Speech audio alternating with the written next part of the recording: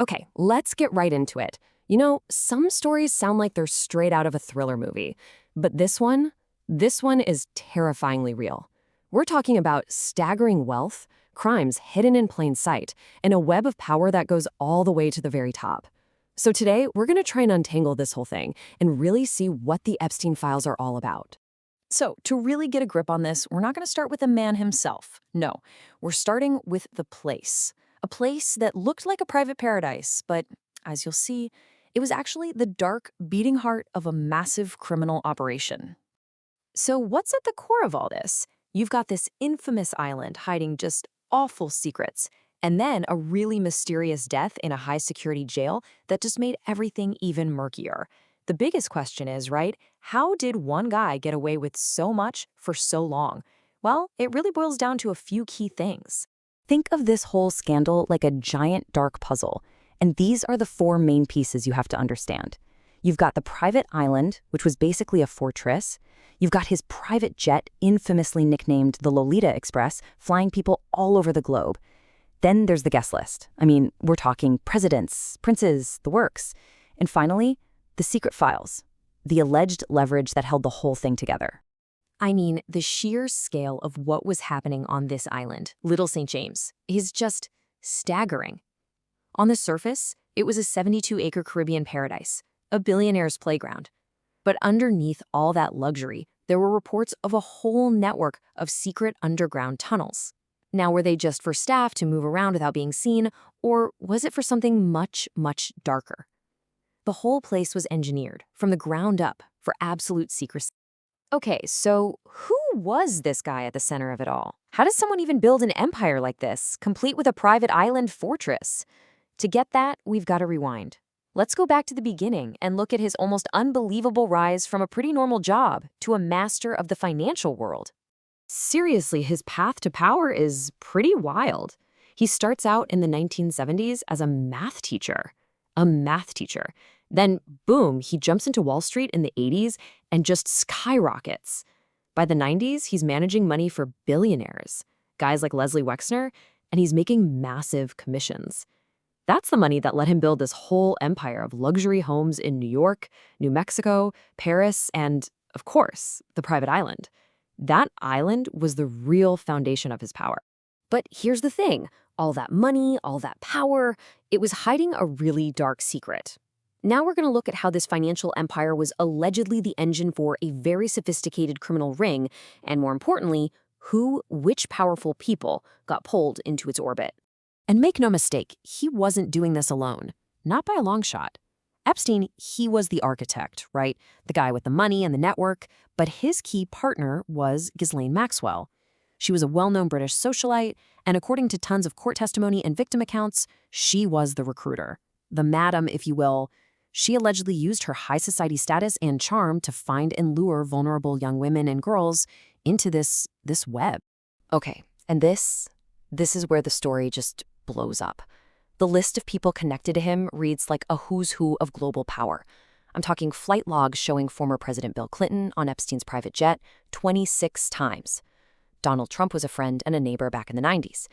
And then there's Prince Andrew, a connection that would rock the entire British monarchy. For Prince Andrew, the fallout was, just catastrophic. This one photo of him with his accuser, Virginia Giuffre, went viral and became infamous around the world.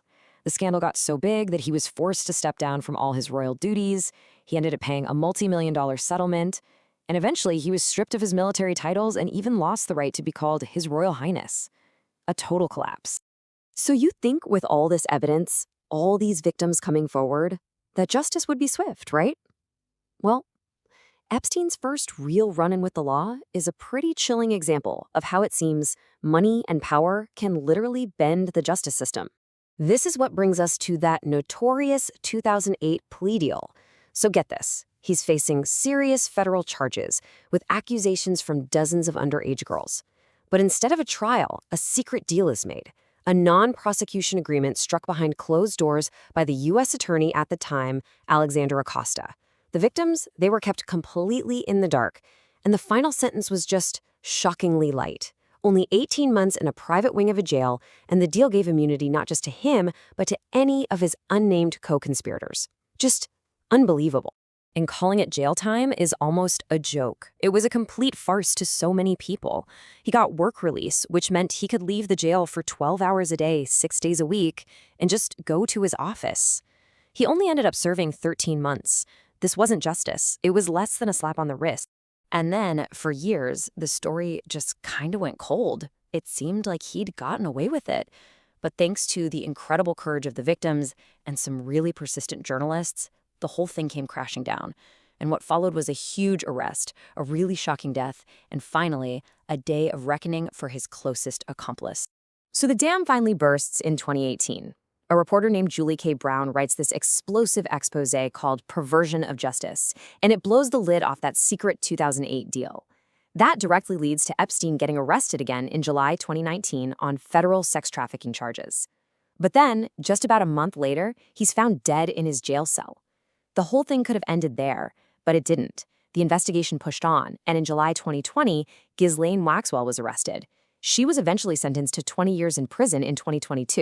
So, suicide or murder? His death is probably the single biggest mystery in this entire saga. Officially, it was ruled a suicide, but the circumstances surrounding it were so bizarre, so suspicious, that it started all the speculation that just will not go away. Because let's be real, when he died, so did the secrets of a lot of very powerful people. I mean, just look at the facts.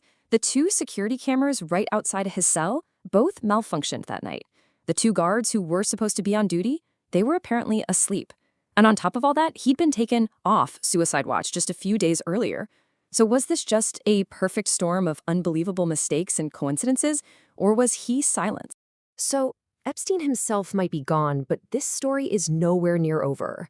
His death left this huge information vacuum, and the fight for the full truth, for transparency, that's still going on right now. It leaves us with this feeling of an unfinished story, an unfinished truth. In the wake of all this, a victim compensation fund was set up using money from his estate. And look, no amount of money can ever undo what happened. We all know that. But that fund has paid out $121 million to over 150 survivors. It's at least some measure of financial justice, some acknowledgement of the incredible pain they went through. And that fight for answers is still happening. There was this big push, the Epstein Files Transparency Act, and court orders that have forced the release of thousands of pages of documents. And yeah, they've revealed some new names and connections. But, and this is a huge but, there are still over 1 million pages that are sealed, locked away in legal fights. So much is still hidden. You know, if there's one thing to take away from this whole mess, it's probably this. For decades, money and power worked. They hid these horrific crimes right out in the open. But eventually, the truth started to leak out.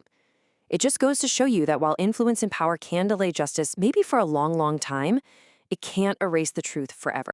And that leaves us with this one final, really haunting question, doesn't it? Epstein is gone, but are his secrets really buried with him? With Ghislaine Maxwell locked up and so many files still sealed, we still don't know the full extent of this network. So, was he just one monstrous guy? Or was he the key that could have unlocked a much bigger, much darker world that's still operating out there, right now, in the shadows? This story, for sure, is not over.